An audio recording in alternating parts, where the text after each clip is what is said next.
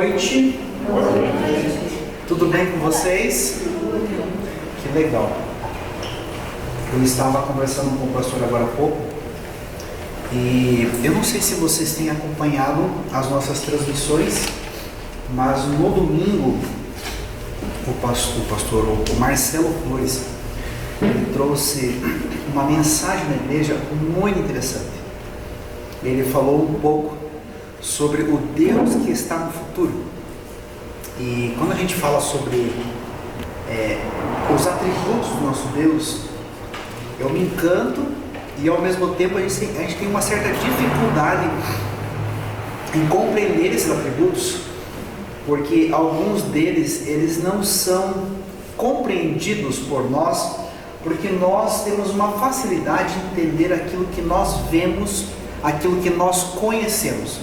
O que é desconhecido, o que não é real para nós, nós não temos facilidade de entender e assimilar, porque nossa mente trabalha muito com comparação.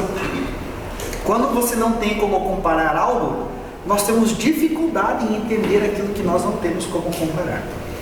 E é interessante porque a palavra de Deus, ela usa uma palavrinha para um dos atributos de Deus, que é algo que nós chamamos como onisciência.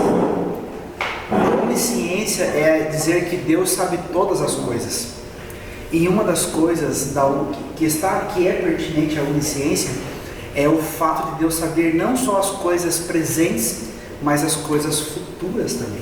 Não porque Deus conhece o futuro, mas porque Ele já está no futuro, assim como Ele está no presente e assim como tem a facilidade de estar no passado. Nós somos limitados a uma linha chamada linha do tempo e nós conseguimos viver dia após dia, mas o nosso Deus, Ele não é limitado a isso. E aí o que me encanta na palavra de Deus é que Ele não deixa os seus filhos no escuro. De tempo em tempo, aquilo que Deus julga ser necessário para os seus filhos, Ele nos revela. E Ele dá a possibilidade de a gente conhecer algumas coisas quanto ao futuro. Não é que Deus está predestinando o que vai acontecer lá na frente, mas é que Ele já esteve lá. Ele está lá e Ele sabe como as coisas vão acontecer. Ele sabe qual vai ser o comportamento, a atitude das coisas, e é por isso que Ele nos adianta e Ele nos dá as profecias. E o que é mais interessante, que traz respaldo para nós, é que nós temos várias profecias na Bíblia que elas já se cumpriram, promessas feitas pelo próprio Deus. Nós não vamos entrar em detalhes nelas, vai ficar para uma próxima oportunidade, mas é legal que a gente vê profecias de algo que Deus diz quanto ao futuro, e aí a gente vê ao longo da história, a gente vê a história geral, a história universal comprovando, e às vezes até mesmo a própria Bíblia trazendo essas comprovações. Eu lembro que o Marcelo apresentou algo muito interessante. Ele fala sobre uma profecia, uma promessa feita a Ciro, que se cumpriria quase 600 anos depois, feita por Isaías, aonde Isaías diz assim: e o que direi de Ciro? Ciro, o meu pastor. E aí quase 600 anos depois, nós vemos a história se comprovando, Ciro libertando o povo do cativeiro e devolvendo a eles a possibilidade de voltar do exílio na Babilônia.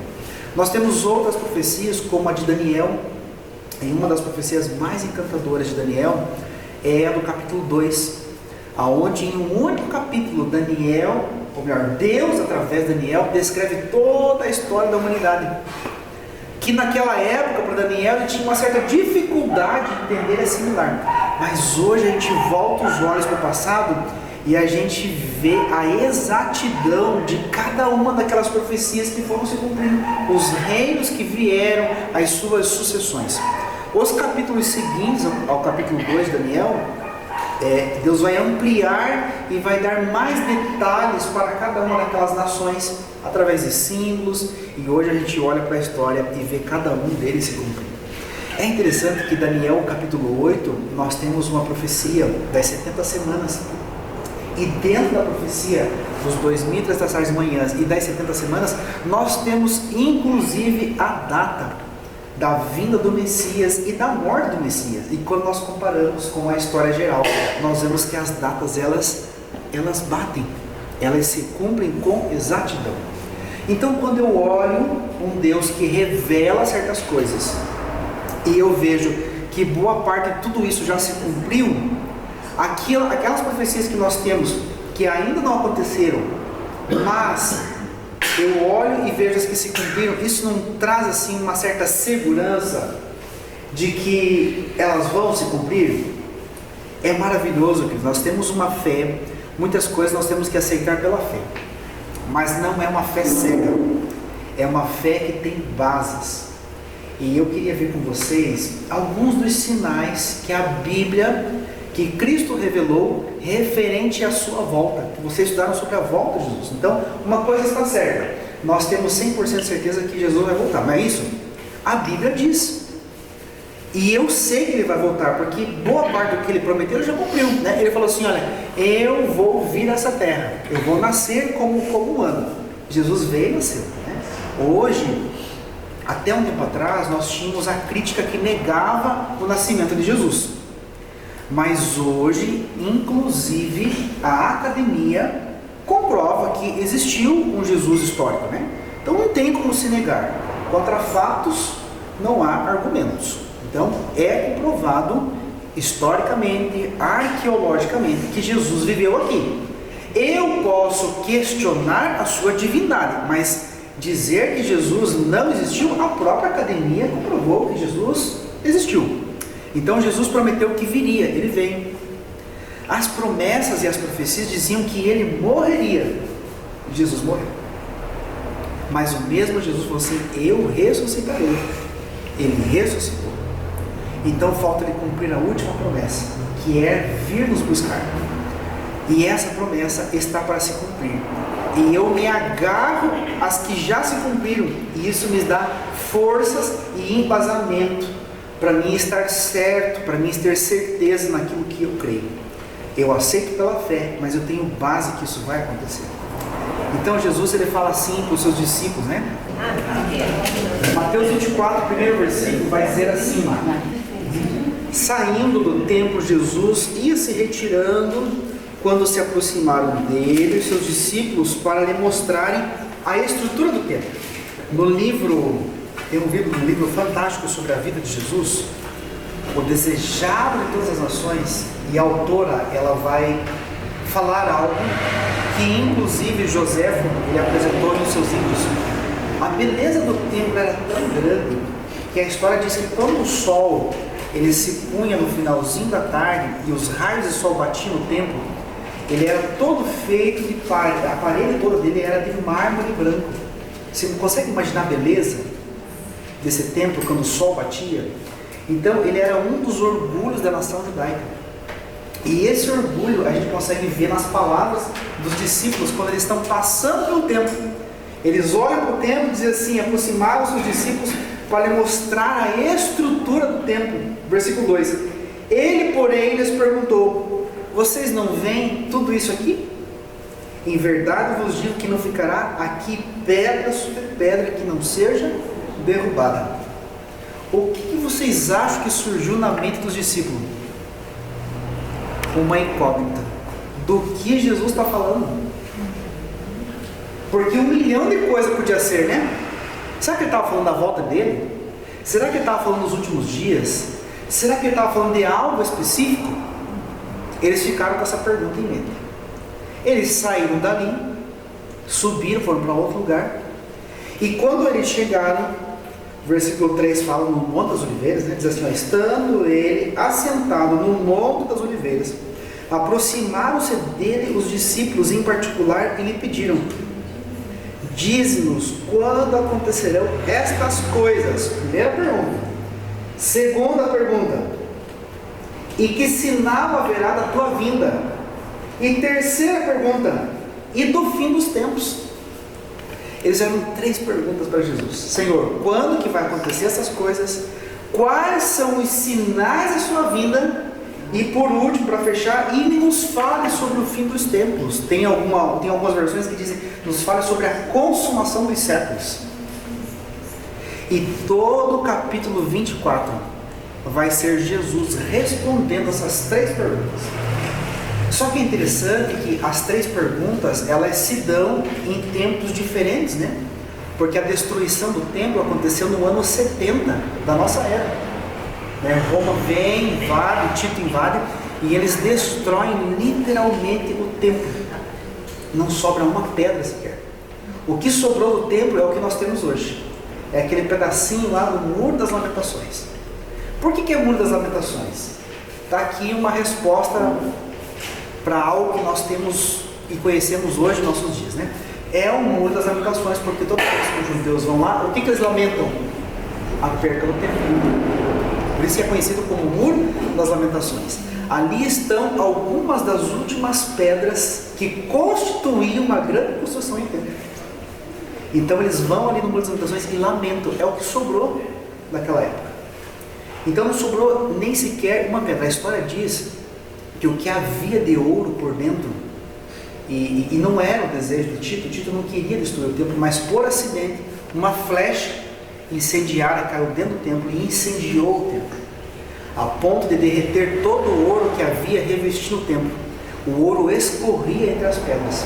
Eles tiveram que revirar as pedras para conseguir extrair o ouro que escorreu entre as pedras.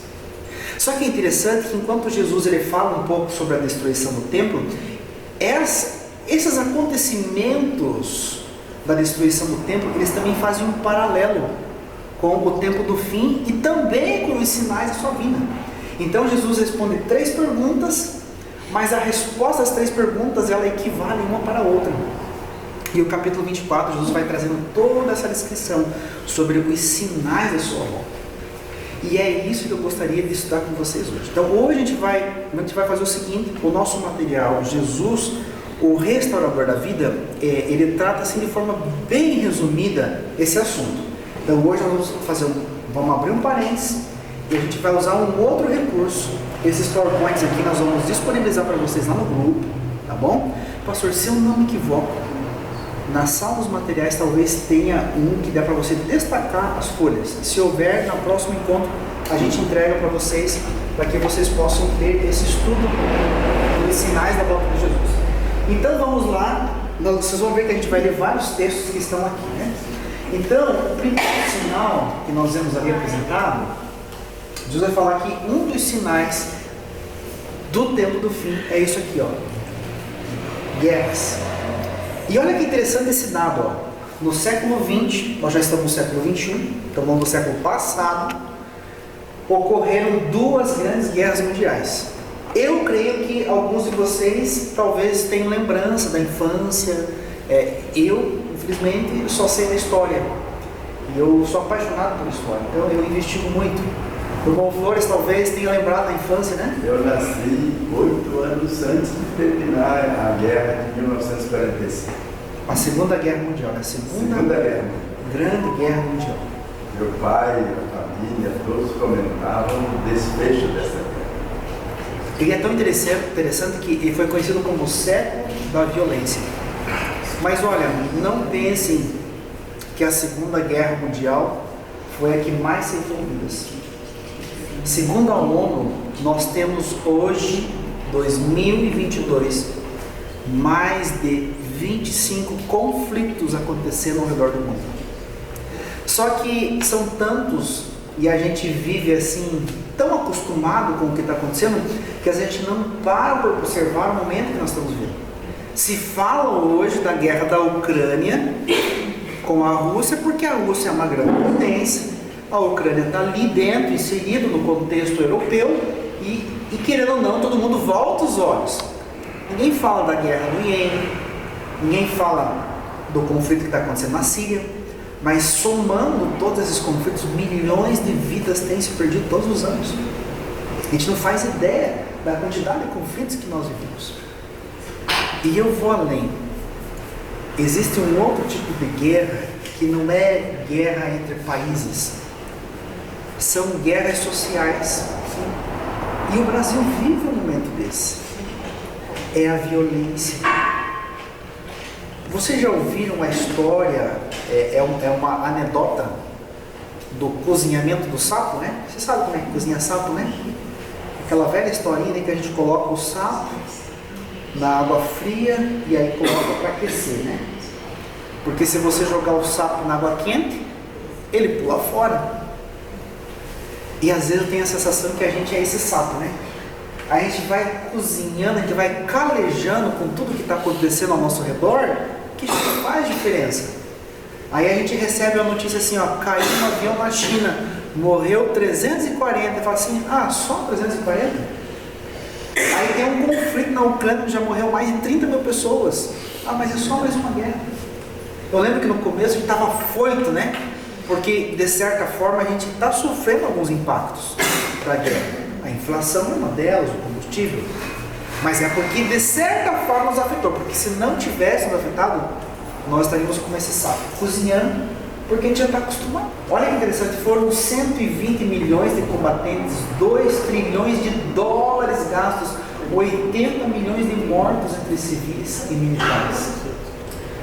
Fome, temos 1 milhão de pessoas passando fome no mundo. A cada 3,5 segundos, uma pessoa morre de fome no mundo. São 10 milhões de mortes por ano. Só no período que nós estamos aqui começando a falar, olha quanta gente já morreu por fome. Dá para acreditar que em pleno século XXI existem pessoas que morrem de fome? E existe, queridos. Existem nações inteiras que morrem de fome. Nações inteiras que morrem de fome. Mas a gente parece que não vê. E inclusive essa nossa apatia, essa nossa frieza também é um sinal da volta de Jesus. Nós logo a gente vai ver isso aí, né? Pestes e epidemias. Você sabe que antes de 2020, a gente falava, mas parecia algo distante, né? Mas o que nós estamos vivendo? A gente ainda está vivendo um período de pandemia, né? A política e os meios sociais agora se determinou que não estamos mais, mas a gente ainda vive resquícios de uma pandemia. Inclusive, se vocês entrarem nas redes sociais, vão perceber, foi divulgada uma nota hoje, que os índices da pandemia em Curitiba voltaram a crescer gradativamente. Eu não sei o tamanho dessa epidemia que a gente está vivendo hoje. Nós não vamos ler esse texto, mas essa aqui é uma das profecias que estão aqui dentro do capítulo 24. O capítulo 24, eu acho que valeria de fazer uma pausa. Vamos fazer uma pausa? Pega aí o capítulo 24. Como nós não temos todos os textos aqui, valeria aqui. Capítulo 24, nós paramos no 3, né? Versículo 4. Alguém poderia ler? Vamos fazer assim? Cada um lê o versículo. Isso. E aí assim todo mundo participa e eu não desgasto tanto a minha garganta. Não vou indicar, quem se sentir à vontade pode ler o versículo 4. E eles lhes responderam: vem, que ninguém vos engane. Versículo 5. Porque virão muitos em meu nome, dizendo, eu sou o Cristo, e enganarão a muitos. Aqui está um dos primeiros sinais da volta de Jesus. Falsos profetas, falsos cristos. Nós já vamos entrar em mais detalhes sobre isso.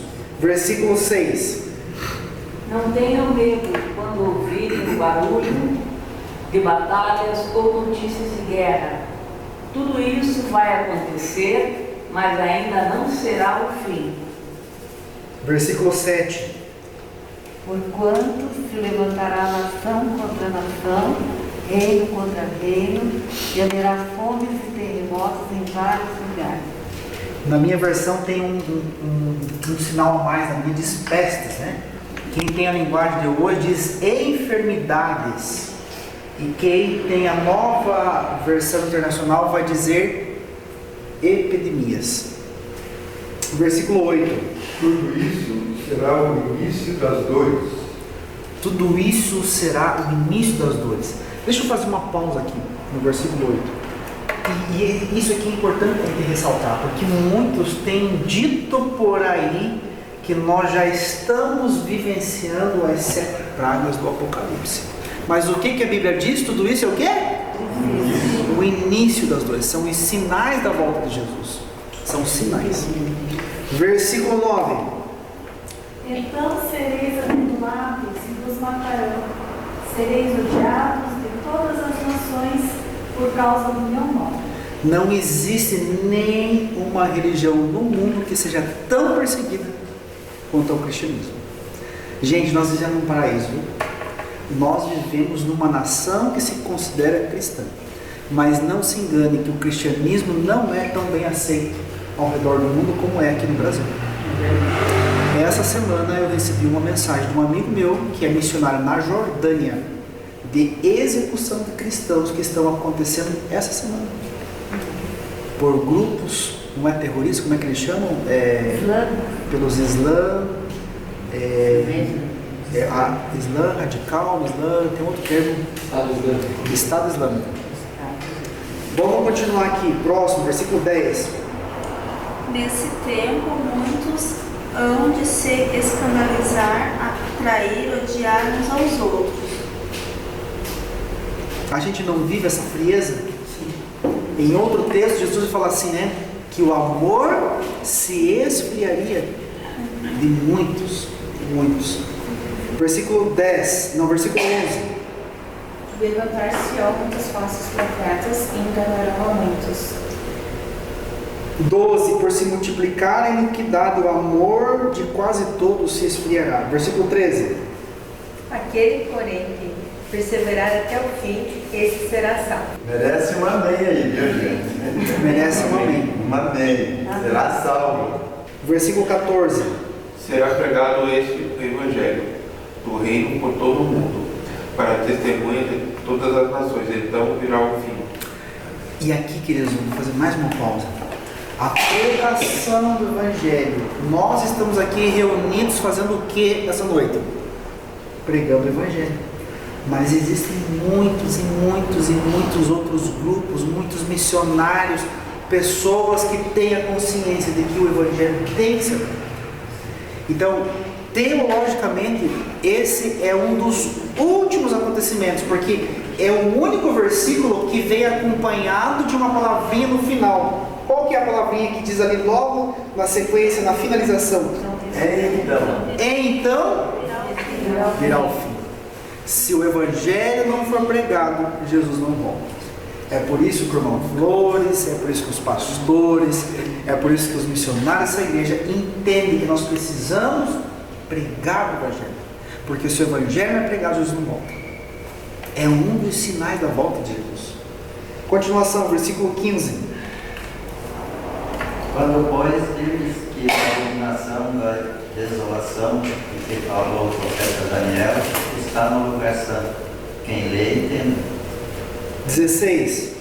Então os que estiverem na Judéia fujam para os montes. 17. Quem estiver sobre o eirado, não desça a tirar de casa alguma coisa. 18. Quem estiver no campo, não volte atrás para buscar a sua capa. 19. Ai, das que estiverem grávidas, das que amamentarem naqueles dias. 20. Orem a Deus para que vocês não tenham de fugir no inverno ou nos sábados. Esses 4 versículos aqui, desde o 16 até o 20, eles tratam agora, Jesus está tratando de algo bem pontual, mas que vale para os nossos dias. Jesus está falando agora da destruição de Jerusalém. Então, quando ele vai falar da destruição de Jerusalém, ele fala assim: olha, quem estiver na Judéia, fujam para os montes. Quando vocês verem esses sinais de coisa, fujam para os montes. Quem estiver no telhado, não é que assim, deixa quem está no telhado e desça e abandone, mas Jesus está falando do senso de urgência, da necessidade. E a história diz que quem estava atento aos sinais do cerco, porque eles cercaram Jerusalém, eles recuaram, e quem estava atento aproveitou aquele momento para fugir, e eles fugiram. E aí o cerco volta e eles veem e aniquilam Jerusalém. Literalmente. O sofrimento foi tanto, as mães chegaram a comer os próprios filhos. Exato. Uma matava hoje o filho, amanhã você mata o seu. Hoje eu como o meu, amanhã nós comemos o seu. Esse 19 é.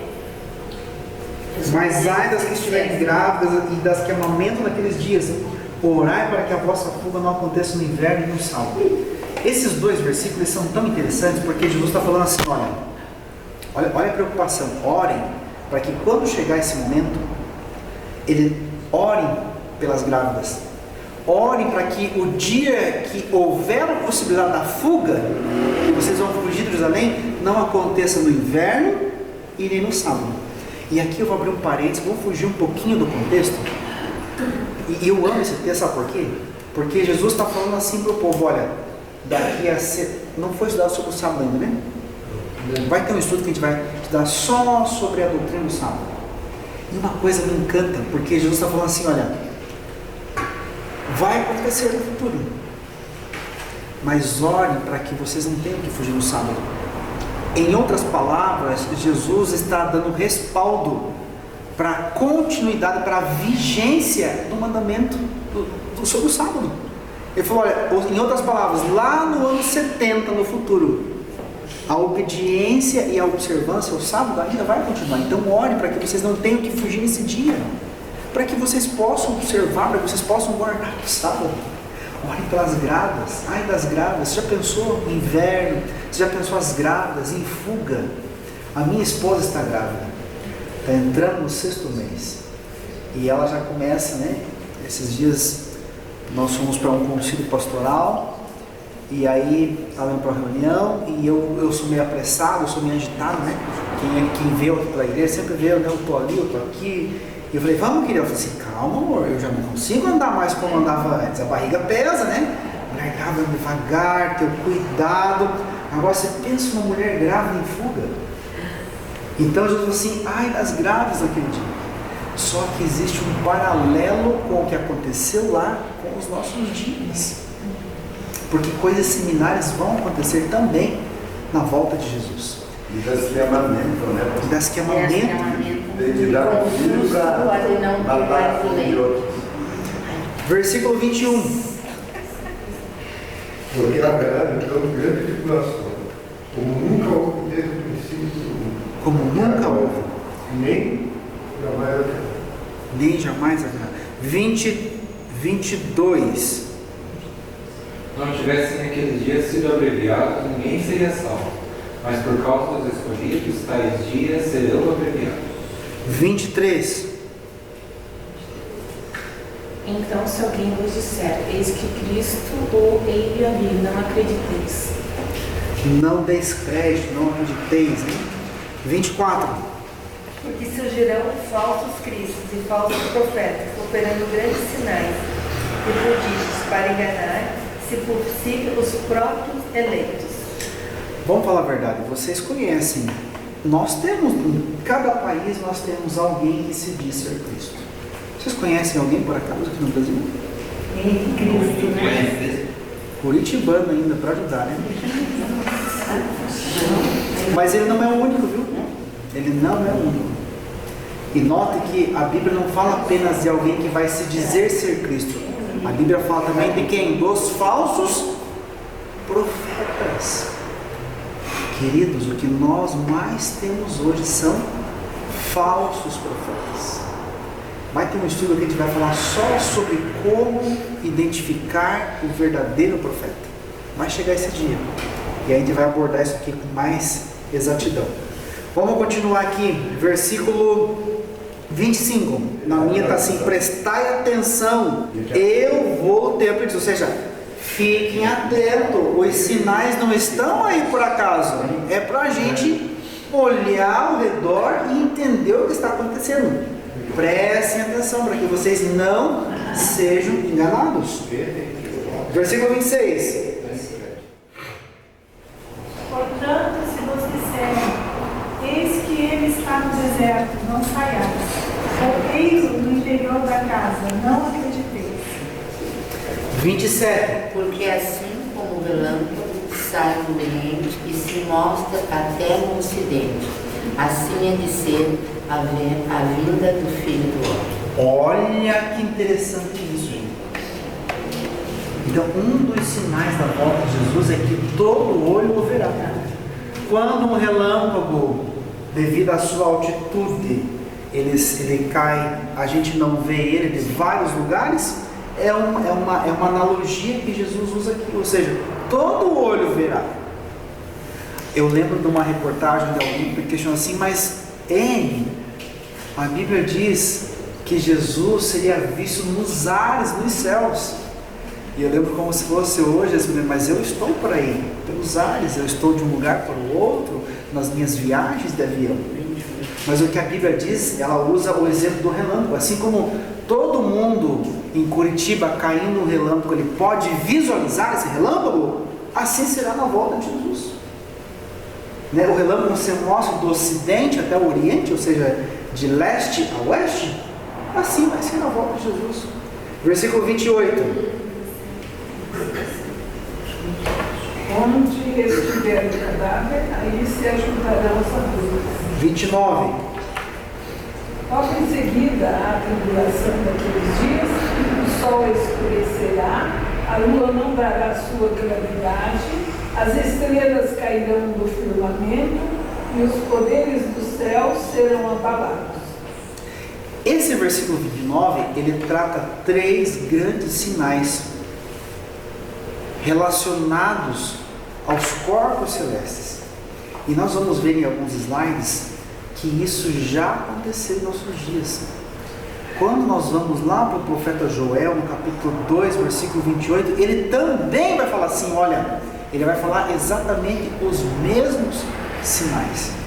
Então, inclusive, esse versículo aqui é um versículo chave, porque ele nos ajuda a identificar o início do tempo do fim. Tá? Nós vamos tratar com mais detalhes logo, tá? Versículo 30, perdão. 30. Então aparecerá no céu o sinal do Filho do Homem. Todos os povos da terra se lamentarão e verão o Filho do Homem vindo sobre as nuvens do céu com poder e muita glória. Olha quantos sinais em um único versículo. Primeiro, todos os povos da terra o verão.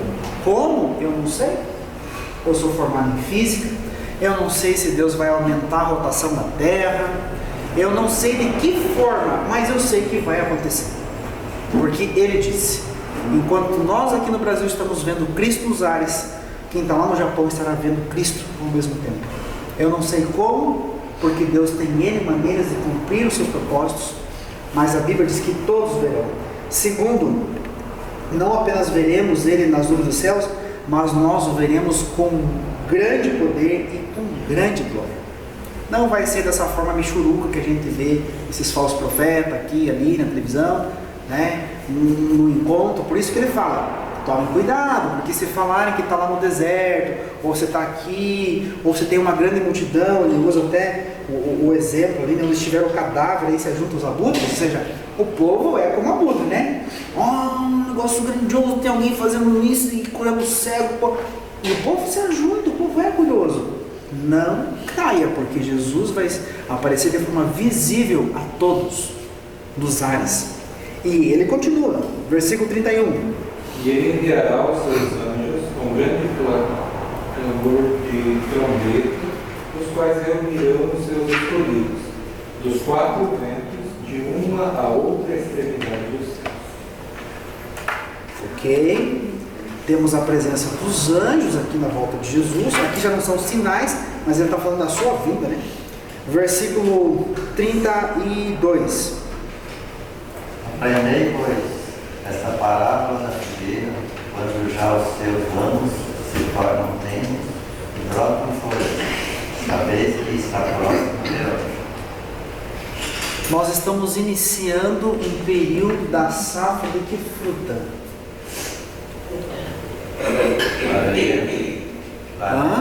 Laranja, das polcãs, mas tem um fruto que é pertinente só à nossa região, o pinhão.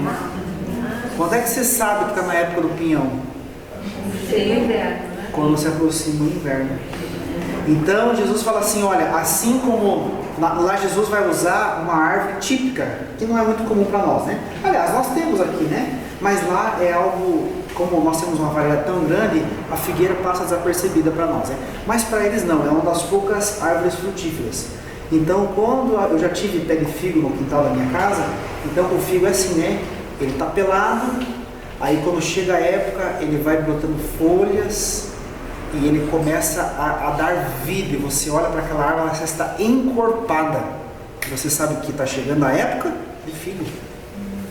Quando se aproxima o inverno, a gente sabe que está chegando a época do pinhão, está chegando a época da poncã, da mexerica, da tangerina, da bergamota, como diz o gaúcho, né? Da mesma forma, quando a gente vê esses sinais, o que Jesus está dizendo? Ó, fica atento. Assim como a parábola da figueira, quando os seus ramos estão tenros, sabeis que está próximo o verão. Quando, eu não sei se, né, meus pais no sítio, eles têm pé de tangerina, de poncã, e é lindo de ver, né? Fui para lá agora 15 dias atrás, e eu fui no quintal da minha mãe, tem um pé de mexerica. Que lindo que estava, gente. Há um mês atrás, assim, todo florido. Eu voltei agora há 15 dias, cheio de mexeriquinhas carregadas. Por que eu sei que está se aproximando? O inverno. Eu sei que o inverno está se aproximando. Quando olharmos esses sinais, a gente tem que estar atento. A gente tem que estar atento. Vai ter um versículo, vamos esperar chegar nesse versículo e aí eu volto a frisar isso. Versículo 33. Assim também, vós que vistes todos estes sinais, sabeis que está próximo às portas. As portas, 34. Em verdade, vos digo que não passará esta geração sem que tudo isso aconteça. Esse versículo em específico, Jesus está falando agora da destruição de Jerusalém. Ó, não vai passar essa geração sem que aconteça a destruição do templo. Então, vamos relembrar aqui que Jesus está respondendo 3 perguntas simultaneamente. Então, ele vai assim, navegando, ele vai intercalando e vai fazendo um paralelo entre elas. Próximo versículo, versículo 36. Passará o céu e a terra, porém as minhas palavras não passarão. Perdão, o 35, né? Agora sim o 36.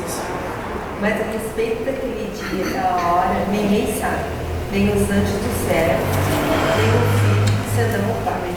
Senão unicamente o Pai. Sim. Vou abrir novamente uma janelinha aqui para a gente entender o seguinte. Paulo, quando ele vai falar sobre Jesus, lá na carta aos Filipenses, ele vai falar o seguinte, que Jesus, ele, quando veio a essa terra, vamos lembrar que Jesus é Deus, né? Ele fala, eu e o Pai somos um. Ele fala o tempo todo, né, que ele aceita a adoração, então ele é Deus.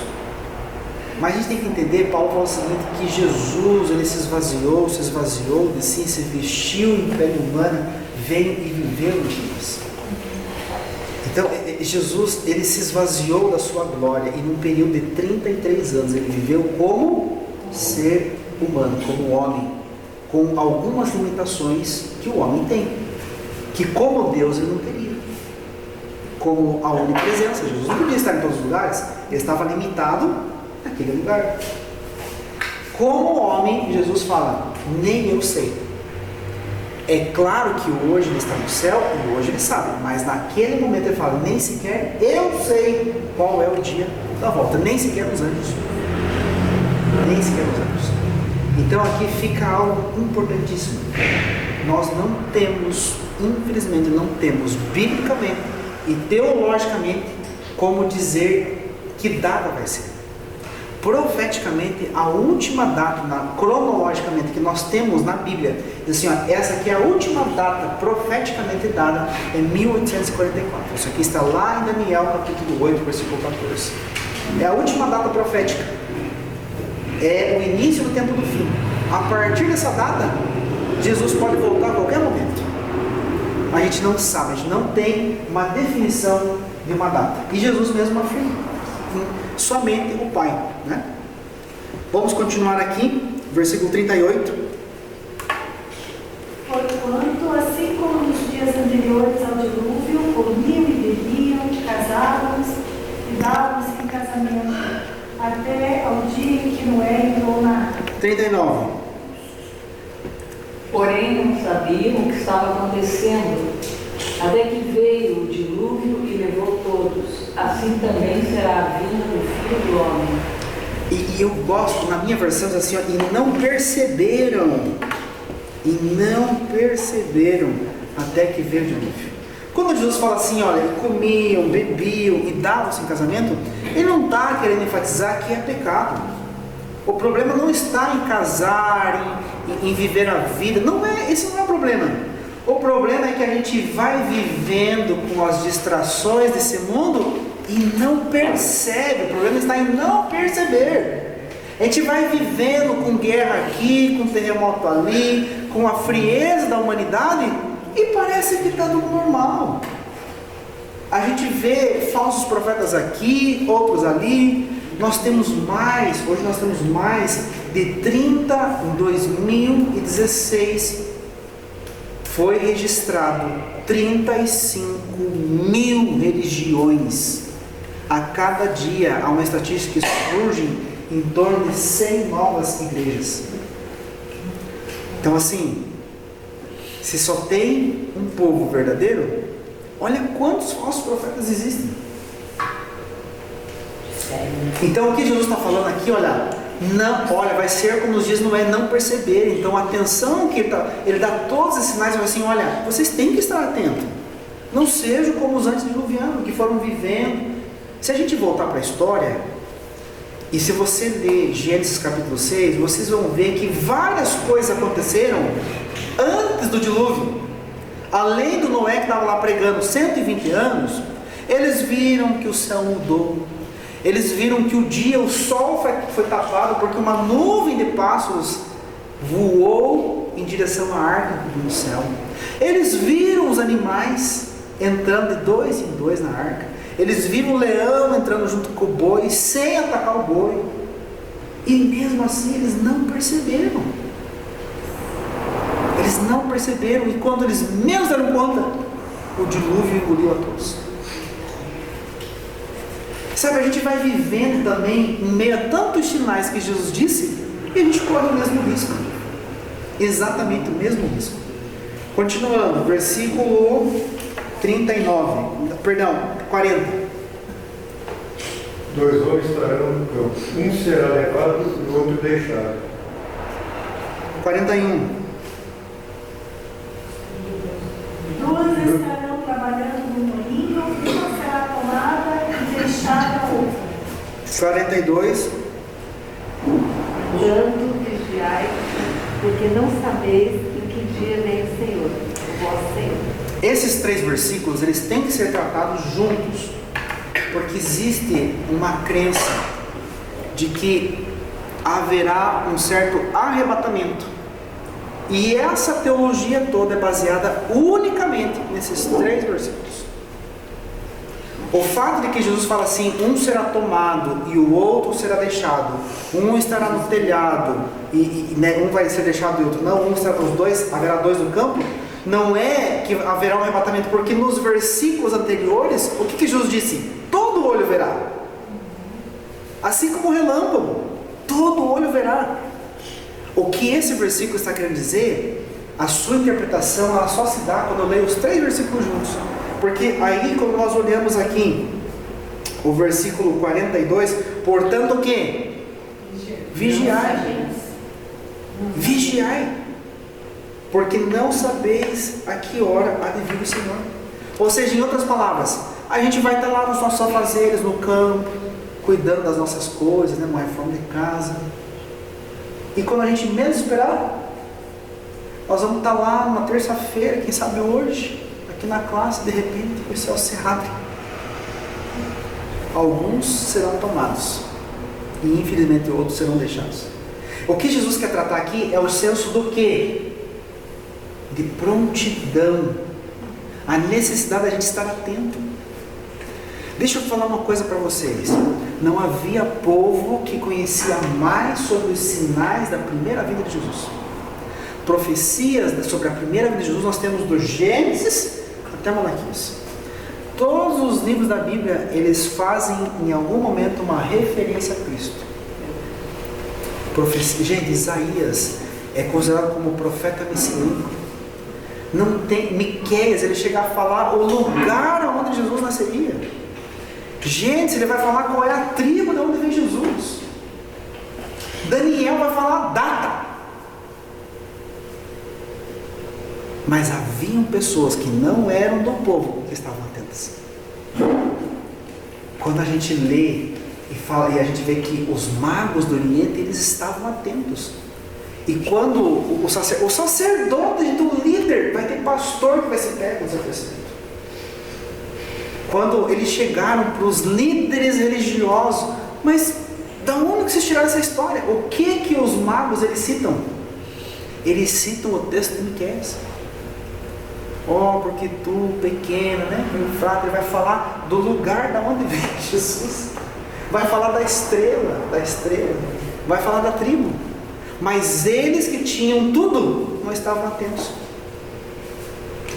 Eu estava conversando esses dias com o Silas vai passar uma das classes aqui, e o Silas falou assim: Neon, a gente pensa que sabe tudo. Porque nós adventistas temos uma visão assim, mais ou menos, né? Não, porque tem que acontecer isso, depois se acontecer isso, aí sim. Mas a gente não se dá conta que muitas dessas coisas já estão acontecendo. A gente fala sobre a perseguição dos santos, mas os santos estão sendo perseguidos ao redor do mundo. A China decretou que agora nem sequer a Bíblia pode ter em aplicativo. As igrejas estão sendo ordenadas a serem fechadas, templos estão sendo destruídos. No Oriente Médio, pessoas que defendem o Evangelho estão perdendo as suas vidas. Sabe, a gente olha muitas coisas e as coisas podem acontecer assim de um dia para o outro. E a gente ser pego, desapercebido, como diz o texto. Vão estar no campo, vão estar no telhado. E Jesus virá. E muitos serão deixados. Então, por quê? Vigiai. Esteja atento. Assim como o vigia sempre está, o sentinela está sobre o muro, cuidando daquilo que está para fora. Versículo 43. Mas considerar isto: se o pai de família soubesse a que hora vive o ladrão, vigiaria a casa, não deixaria que fosse roubado. 44. Por isso ficai também vós apercebidos, porque a hora em que não cuidais, o Filho do Homem virá. Esse versículo não é só um alerta, ele é um sinal. Sabe por quê? Porque se você for para a Bíblia, você vai ver que todos os discípulos aguardavam Jesus em que tempo? Na época deles. Paulo, quando ele escreve 1 Coríntios 15 e 2 Tessalonicenses capítulo 4, ele se inclui, ele fala assim: e nós, os que estivermos vivos, seremos o quê? Arrebatados. 1 Coríntios ele fala: seremos transformados. Ele se inclui. João, quando escreve Apocalipse, no último capítulo, no penúltimo versículo, Jesus fala, né, escreve essas coisas e tal, eu venho sem demora. Aí há uma vírgula e agora entra palavras do próprio João. Ora, vem Senhor Jesus, vem logo, estou aqui pronto, esperando. Quando nós olhamos os pioneiros, eu vou falar agora do Adventismo, não do cristianismo, mas os pioneiros do Adventismo, eles aguardavam Jesus para a época deles, lá em 1830, 1860, eles criam que Jesus voltaria nos seus dias, e eles pregavam com força, com afinco, com vontade, e eles criam que Jesus voltaria nos seus dias. Nós somos a única geração que não aguarda Jesus com o mesmo entusiasmo. Tem sim, a gente fala, mas a maioria não está tão atenta, tão desejosa da volta de Jesus. Infelizmente. Então é exatamente nesse momento, porque ninguém espera o ladrão. Quando o ladrão vem? Vamos mudar a frase. Quando o ladrão rouba? Quando você não espera. Quando você menos espera. Então essa é a geração que menos espera a volta de Jesus. Essa é a geração que menos espera a volta de Jesus. Então isso aqui não é só um alerta, também é um sinal para a volta de Jesus. Versículo 45. Quem é, pois, o servo fiel e prudente, a quem o Senhor confia os seus conservos para dar-lhes o tempo, a seu tempo. 46. Bem-aventurado aquele servo que o seu Senhor, quando vier, achar servindo assim. Amém. Amém. E vou fazer uma pausa aqui. Tem um jargão, uma frase que ela faz todo sentido. Espere Cristo como se viesse hoje, trabalhe e viva como se Ele não voltasse. A gente tem que continuar vivendo as nossas vidas, trabalhando, mas sempre alerta. O texto aqui que nós acabamos de ler, bem-aventurado aquele servo a quem o Senhor, quando vier, achar o quê? Servindo. Pode ser que demore um pouco mais de tempo para Cristo voltar, mas Ele pode voltar hoje para mim.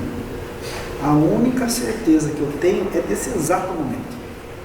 Daquela porta para fora, daqui do estacionamento até o portão da minha casa, eu não sei do meu futuro. Posso sair daqui e não chegar em casa hoje. Cristo pode voltar para qualquer um de nós a qualquer momento, porque o dia que encerrou os meus dias, Cristo voltou para mim, não tem mais o que acontecer. Nós vamos estudar sobre a morte, o próximo estudo vai ser sobre a morte, e a gente vai entender isso, que quando a gente morre, a Bíblia diz que a gente descansa até a ressurreição na volta de Cristo. Eu não tenho mais o que fazer. Tem um pastor, amigo nosso, que ele fala assim: ninguém vai esperar a Cristo mais do que uma vida. Ah, mas Jesus está demorando. Fica tranquilo, se você morrer, você só esperou uma vida. Se Jesus voltar e eu estiver vivo, eu esperei uma vida. Ninguém vai esperar a Cristo mais do que uma vida. Versículo 47, em verdade vos digo que Ele lhe confiará todos os seus bens. Porém, se aquele servo for mau e disser consigo, o meu Senhor tarde virá, e começar a espancar os seus conservos e a comer e a beber com os ébrios, virá o Senhor daquele servo num dia em que o não esperará, e a hora em que ele não souber, e o castigará, e lhe dará a sorte dos hipócritas. Ali haverá choro e ranger de dentes. É interessante. Deus, quando Ele dá a sua profecia, esse é um dos motivos pelos quais Ele não revela a data. Porque muitos se preparariam por temor. E Deus quer vir buscar os sinceros que serviram, independente do momento em que viesse. Os que serviriam de coração e sinceramente. A gente vai ver alguns slides só para relembrar o que nós acabamos de ver aqui, tá?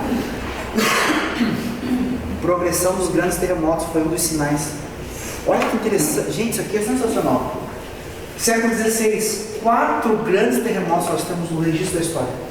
Século XVI. Século XVII, 10. Século XVIII, 16 grandes terremotos. Sabe quantos terremotos acontecem por dia hoje no século XXI? Só hoje aconteceram 26 terremotos. Alguém já vivenciou um terremoto? Gente, a sensação é horrível. Nós vivemos, por isso que eu falo, esse é outro motivo que deixa a gente muito cômodo, porque o nosso país é abençoado, nós não temos furacão, nós não temos vulcão, nós não temos o corredor aqui que na América tem, né, dos como é que a gente chama? Não é só furacões, é Cinturão de Fogo do Pacífico. O Cinturão de Fogo Pacífico, Tsunami, né? Nós não temos tsunami e uma série de outras coisas. Não temos vulcão, não temos tornado. Agora, se bem que está começando, né? A gente está começando a ver aqui no sul, aqui principalmente, todo ano a gente tem um efeito El Niño ali, né? E pode escrever, isso aqui vai cada vez se intensificar mais. Em 2014, meu último ano, eu trabalhava numa multinacional, eu viajava muito a trabalho, e eu vivenciei algo no interior do estado, no divisa com Santa Catarina, cidade de Palmas. Lá tem um lugar, né, quem já viajou por ali, tem um planalto ali, tem vários, é uma usina eólica, né, várias torres eólicas, coisa mais linda. E eu lembro que eu estava atendendo um cliente em 13 dias, e no retorno eu fui, meu irmão estava junto, fui levar ele a conhecer a usina eólica. E gente, pela primeira vez eu vi um tornado com os meus próprios olhos, que tinha iniciado lá em Santa Catarina, foi subindo e chegou até a divisa do Paraná. E recentemente nós tivemos histórico de que todos os anos, né, ele vai se repetindo, ele tem se estendido cada vez mais, e há uma projeção para que os próximos anos ele comece em Santa Catarina e suba até o Mato Grosso do Sul, quem sabe alguns estados assim. Nós não temos terremoto ainda, mas escreva, logo, logo nós teremos no nosso país. As profecias também. Eu lembro na Bolívia, eu vivenciei um terremoto, e aquilo foi de 4.8 na escala Richter. E eu morava num sobrado, e eu lembro assim, eu estava numa mesa com o computador, e eu lembro da mesa mexendo, e aquilo foi muito estranho, né? Meu cérebro demorou assim, logo que estava acontecendo.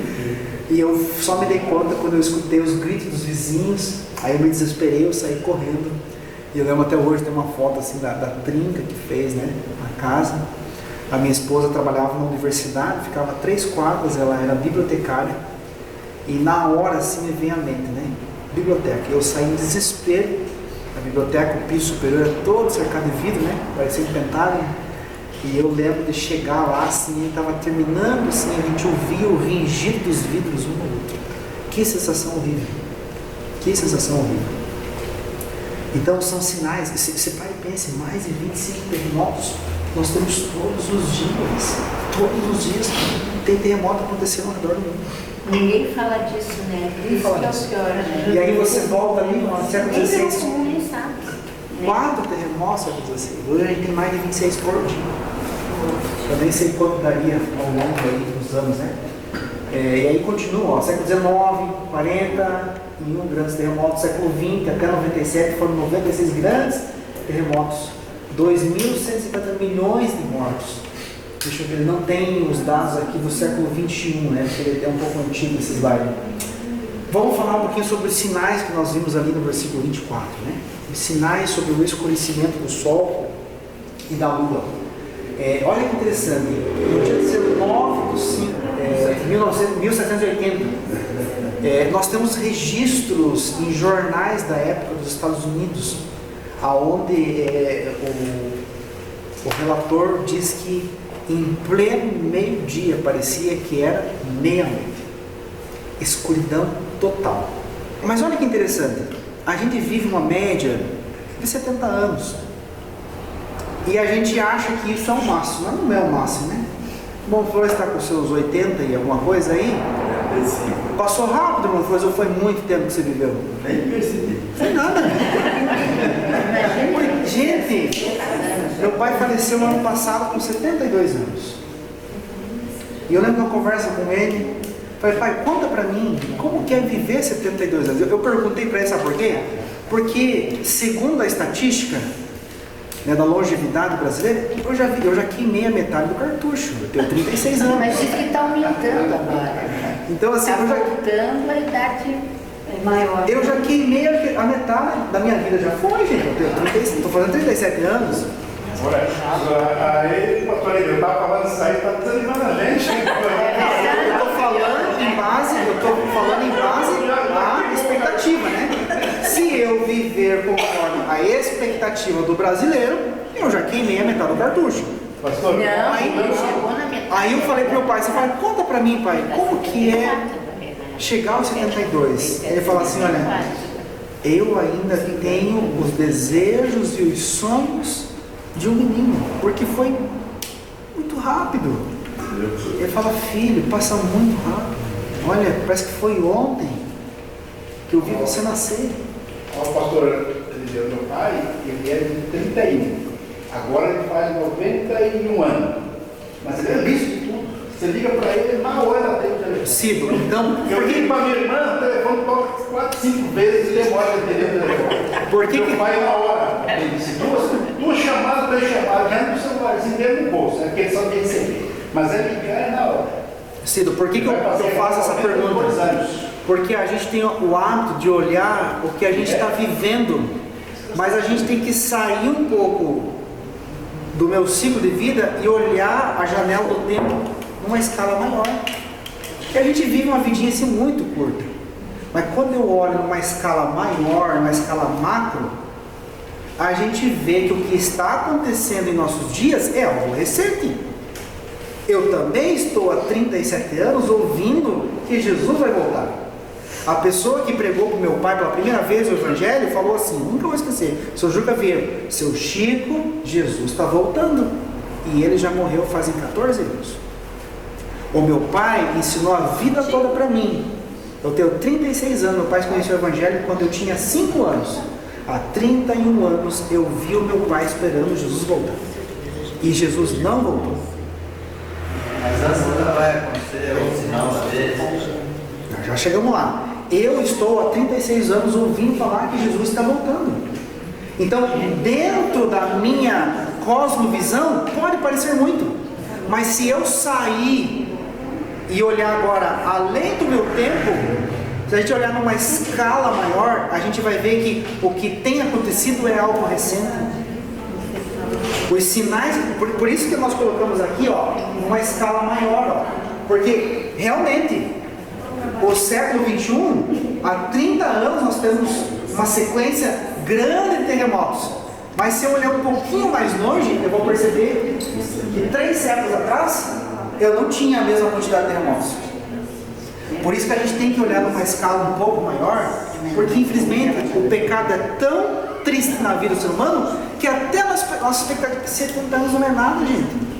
Os nossos primeiros lá viveram 960 aí, quanto que viveu Matusalém? 966. 966 anos, gente. 69. Nós não estamos vivendo nem 10% do que viveu Matusalém. Mas muito besteira. Vocês conseguem perceber? Por isso que Jesus fala assim, olha, para mim um dia é como um ano. Para mim um dia é como um ano, porque na escala da eternidade, o que é 70 anos? Não é nada. Não, um dia é um ano. Profeticamente Jesus fala, para mim um dia é como um ano. O que é um dia para quem vive uma eternidade? Não é nada, né? Aliás, quando nós formos eternos, nós não vamos contar mais o tempo de ano em ano, tá? Porque ele acabou a contagem. Então, por isso, Cido, que a gente tem que olhar dessa forma. Eu queria abrir uma janela para um outro texto.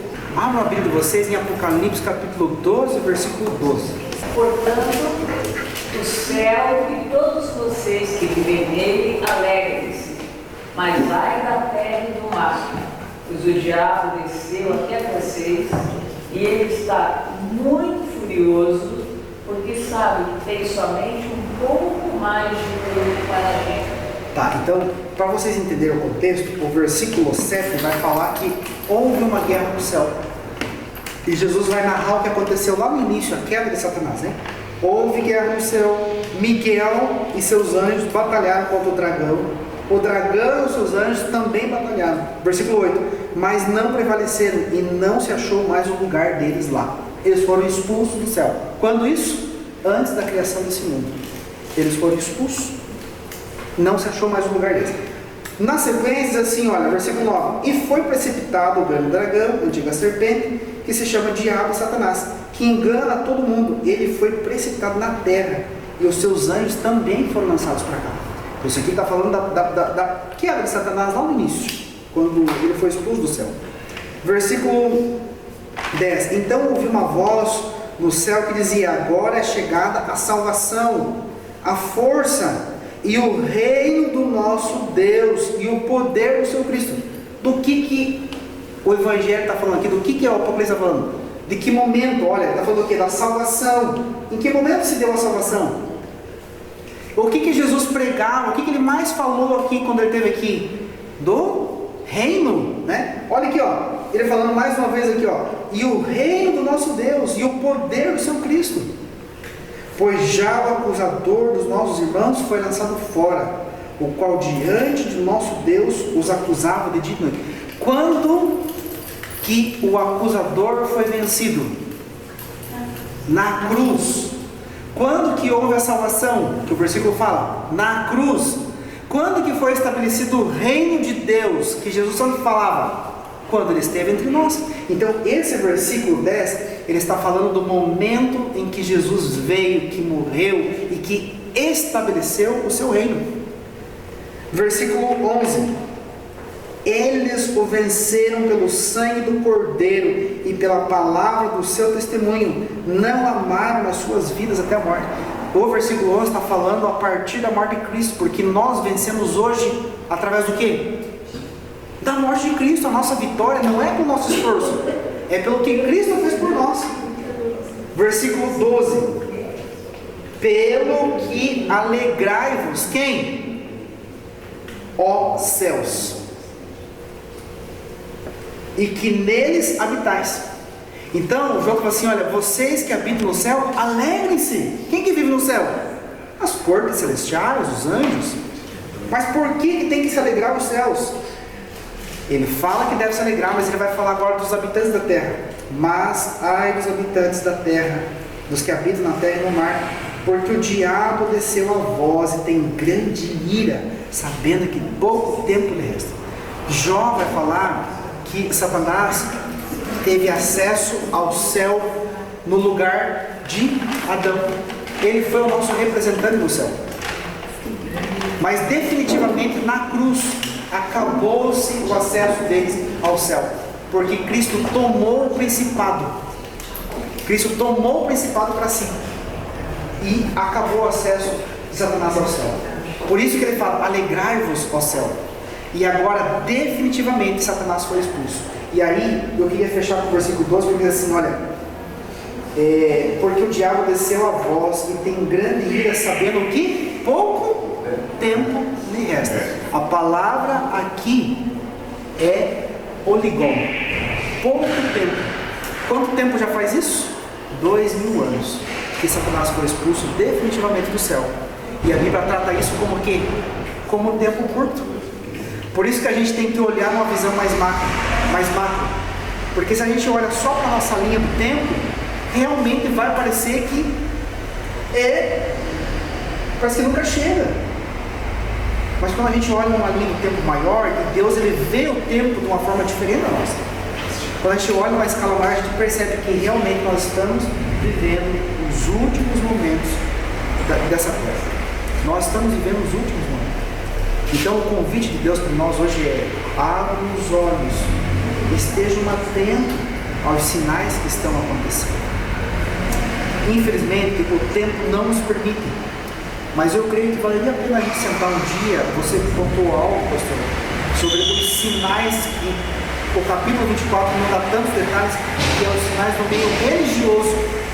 O estudo de Apocalipse ele vai tratar isso aqui de uma forma muito ampla. Os sinais do mundo religioso. Mas eu não preciso só dos sinais religiosos. O que eu tenho visto ao meu redor já me dão margem suficiente para crer que Jesus está voltando. Todo mundo estava pensando assim que o fim do mundo seria a pandemia. Todo mundo pensa assim: olha, já estamos saindo do sufoco. Estourou a guerra da Ucrânia. O que mais vai vir? Eu não sei. Mas uma coisa eu tenho certeza: assim como Daniel falava, esse mundo vai de mal a pior. Esse mundo vai de mal a pior. Eu não sei o que, mas eu quero dizer para vocês o seguinte: não esperem coisas melhores. A gente tem essa mentalidade otimista, a gente tem que ser otimista, mas eu não tenho esperança na política mais, eu não tenho esperança, não tenho esperança na economia. A economia a gente vê se desmoronando pouco a pouco. Eu não tenho esperança na tecnologia, na ciência, porque infelizmente esse mundo ele tem que se estragar para que Cristo possa vir e consertar. Vamos estar atentos aos sinais que antecedem a volta de Jesus. Considerações, perguntas, para que nós possamos orar. E obrigado, Cido, pela tua pontuação e consideração. A classe... O senhor tem em mente aquele verso de Pedro: o Senhor não retarda a sua promessa. Ele é longânimo para convosco, não querendo que ninguém se perca, senão que todos venham ao arrependimento. Então Deus está, se não voltou ainda, Ele está esperando nós nos colocar, Ele não quer que nós nos percamos. Em 2 Pedro 3:9, lá na tua escrivaninha ali agora, confira isso. Alguém me perguntou esse tempo atrás: por que Deus sempre leva os bons e os ruins sempre ficam? E alguém me lembrou assim, né? Já viu aquele ditado que vaso ruim não quebra? Por que o vaso ruim não quebra e os bons sempre vão? Eu tenho para mim algo que é relacionado ao que o irmão Flávio acabou de falar. Deus quer que a gente viva, mas a preocupação de Deus não é com a nossa vida aqui. Porque morrer todo mundo vai morrer, mais cedo ou mais tarde. E eu costumo brincar com os jovens, que tem uma estatística que de cada 100 pessoas, aí 100 morrem. A diferença é que uns morrem mais cedo, outros mais tarde, mas todos morrem. Então vocês acham que Deus está preocupado mesmo com essa vidinha nossa? Ele está preocupado com a nossa eternidade. Então, às vezes Deus permite que alguns bons descansem, porque Ele sabe que aquele já tem a sua vida selada e a sua eternidade está garantida. E Deus continua dando chance para alguns, porque Deus quer salvar a todos. Ele quer salvar vidas. O Antigo Testamento fala que Deus não tem prazer nem sequer na morte do ímpio. Então, assim, às vezes esses vasos ruins, eles vão tendo uma segunda chance, uma terceira, uma quarta, e Deus vai, porque Ele quer salvar todos. Quanto mais tempo tem, Deus está dando uma chance a mais, porque Ele quer salvar todos. Ele quer que todos tenham vida eterna. Ele quer insistir mais um pouco, e é o que você acabou de falar, que está em 2 Pedro 3, versículo 9. 3, verso 9. Deus é longânimo. Ele não pode gastar aquele crédito lá, né? 70 vezes 7?